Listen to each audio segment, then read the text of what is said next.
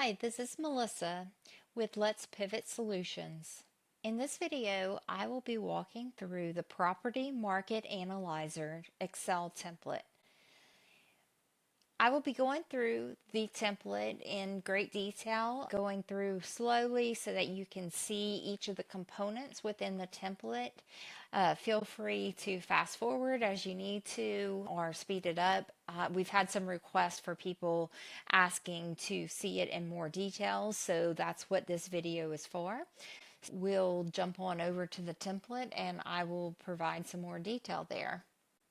When you open up the template, you can see at the bottom there are several worksheets. And they are numbered. We have an instructions and controls tab.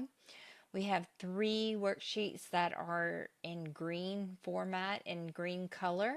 That is for the market segment data. We have 3 worksheets that are yellow. That is for the neighborhood data.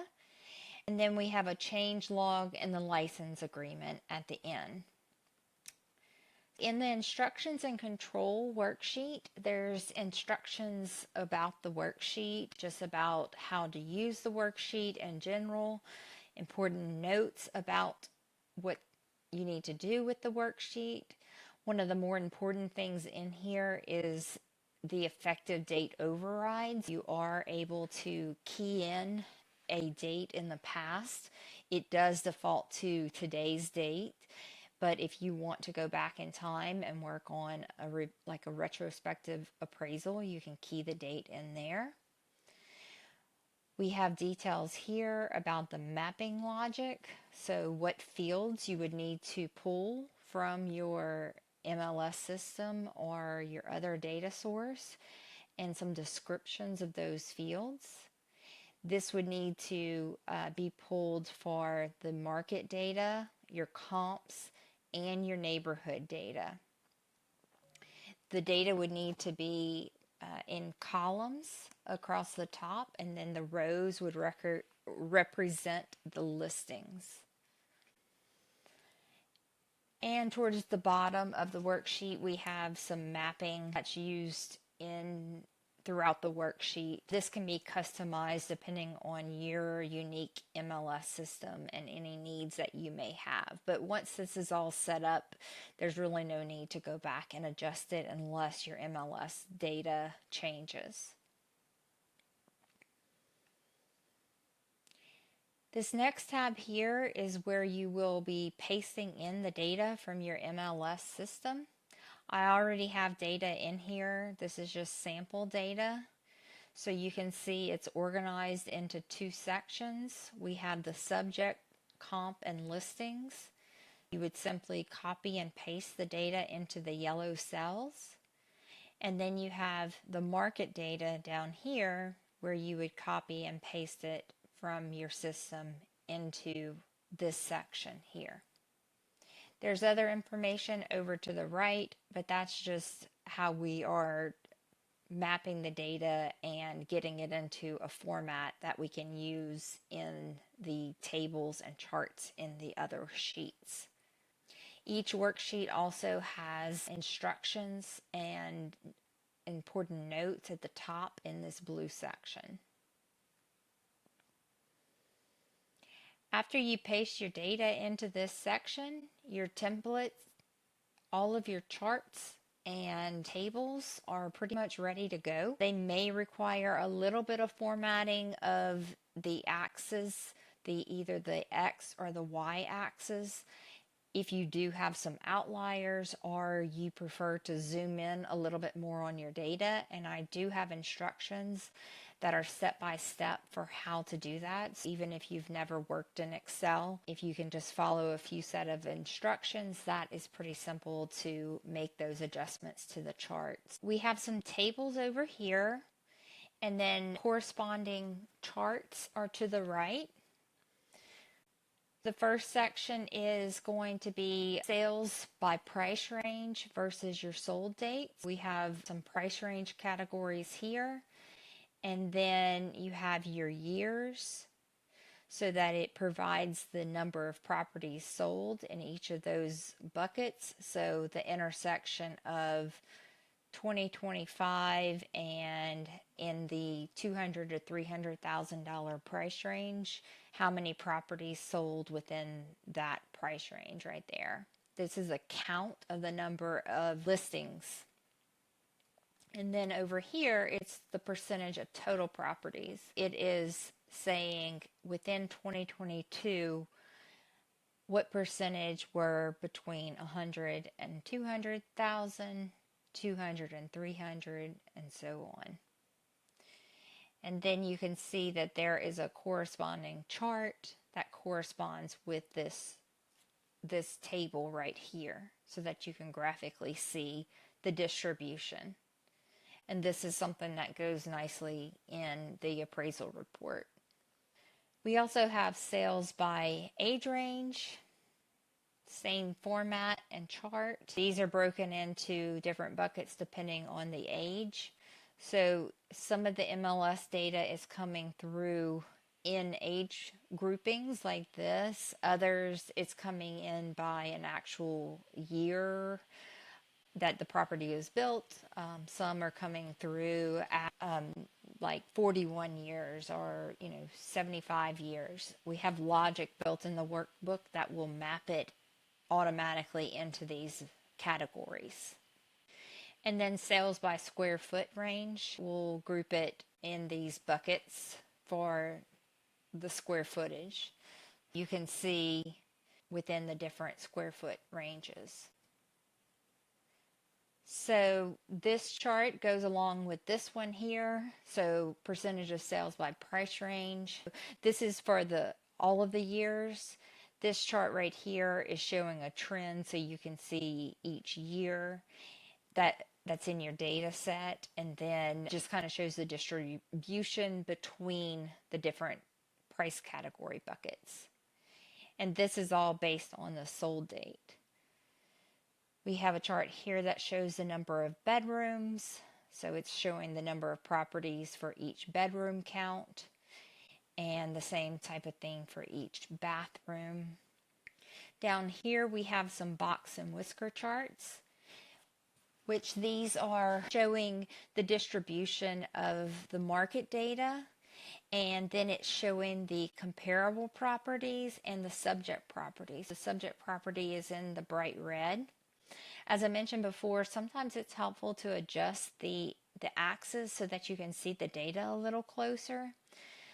As I said, we have instructions for how to do that, but I will go ahead and quickly do it here so you can see the difference that it can make. It can help you visualize the data a little bit better. There you go. So it's helpful to be able to adjust these, and that's how you can quickly adjust them. Over here to the right, we have scatter plots that get generated. Each dot represents the competitive sales, which is the market. This line is a trend line. If you feel comfortable with it, you can also click on it and the line there, and if you want to change the trend line type, you can change it from linear to polynomial, just different things depending on how you want to look at it, but it does automatically do linear. And then the comps are in these yellow triangles, and your subject property is in this orange triangle there. We have a scatter plot for sales prices over time, sales price per square foot over time, and then sales to list price ratio over time. Jumping to the next worksheet, this table right here are the market trends. It's taken the data as of 2 periods of time, comparing those for these set metrics here. So the first section is a rolling 12-month average. So it's taking the current 12 months would be the effective date. Let's say today is February 7th. So it would take 12 months of data prior to February 7th, 2025. So it would be February 7th, 2024 through February 7th, 2025. and it is going to compare that to the prior 12 months to that. That would be February 7th, 2023 to February 7th, 2024.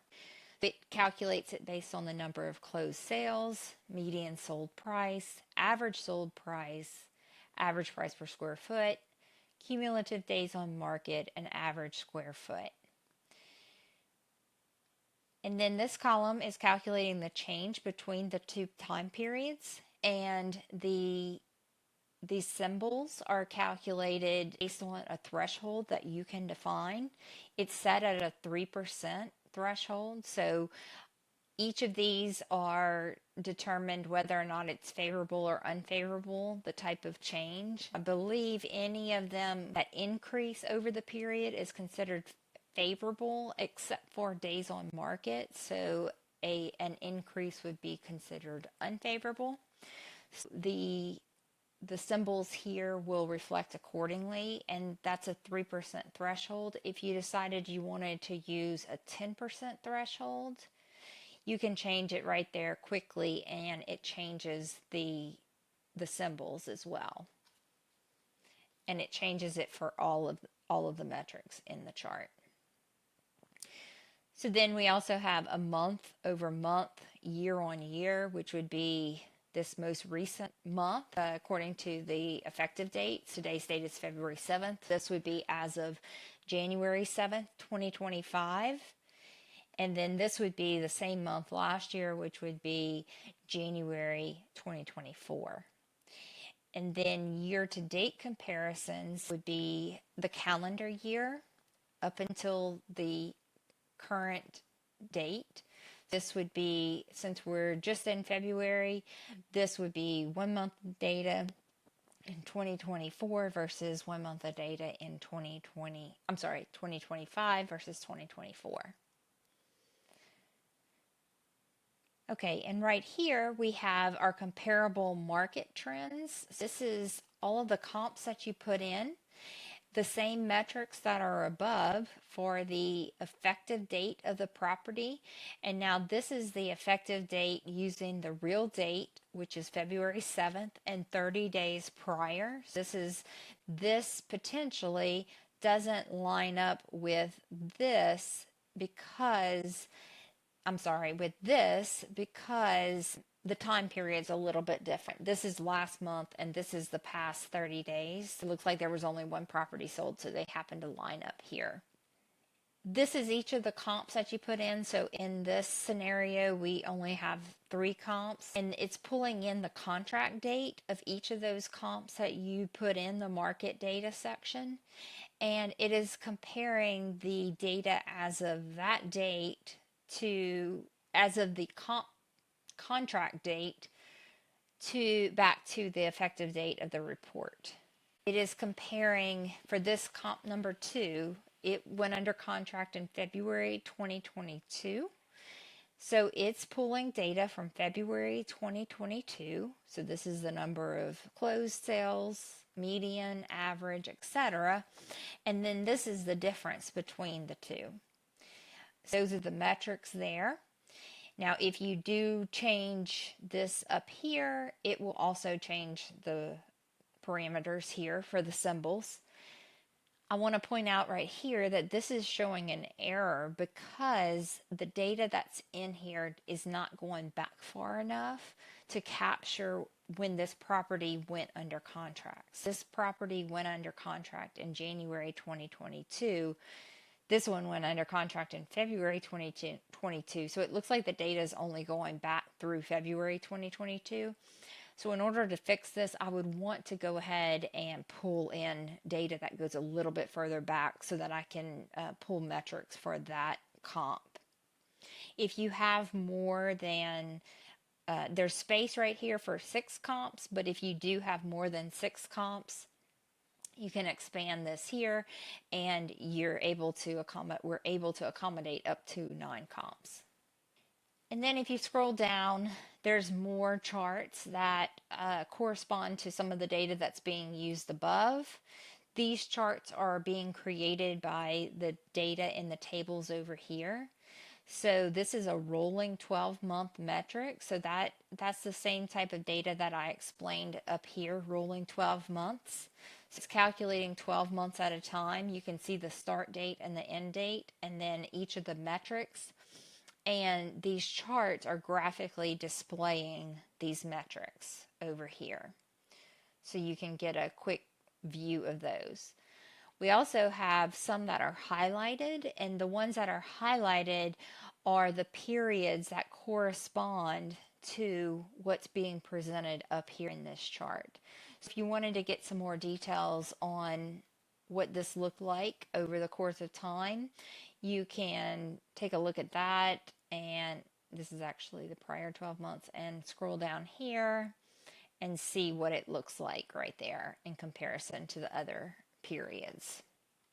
We have rolling 12 months, rolling 1 month, which would just be 1 month at a time, and then we have the year to date down here. Now, I won't get into as much detail with the neighborhood data because it's basically the same format as the market, but it's just pulling in the neighborhood details. Same layout. Now you do not need to put the comparables and the subject property at the top of this worksheet. The charts that do pull that data in will reference the input that you put in on the market data tab. As you can see, it's the similar format. It's just taking the data again and graphing it out just in a different way. These box and whisker charts just don't contain the comps. They do just have the subject property. And the same format here.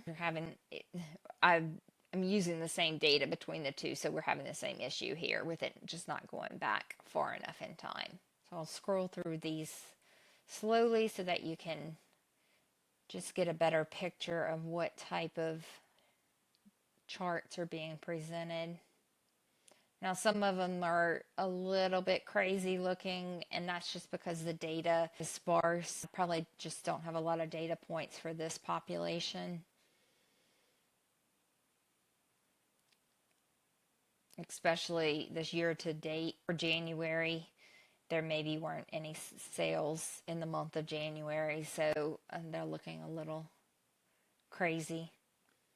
What we do is we take this data and we have a process where we either screenshot it or copy and paste various charts into our report, our appraisal report, to support the data.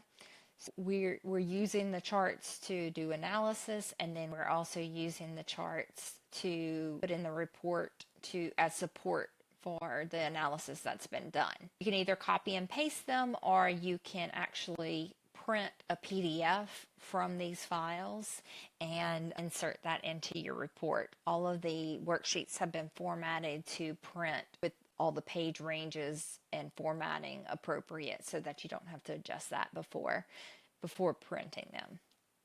So that's the walkthrough of the template. It's pretty easy to update. You just put your data in, and then you have your charts that you can look at. I will provide more instructions for if you are a very, very basic beginner with Excel. There's some tips and tricks that could make this even easier for you. We will follow up with additional videos on those. Stay tuned on that. If you have any questions or want to see anything else in more detail, just let us know and we will be happy to show you. If you're interested in purchasing this product, please visit our website at www.letspivotsolutions.com. Thank you so much for listening.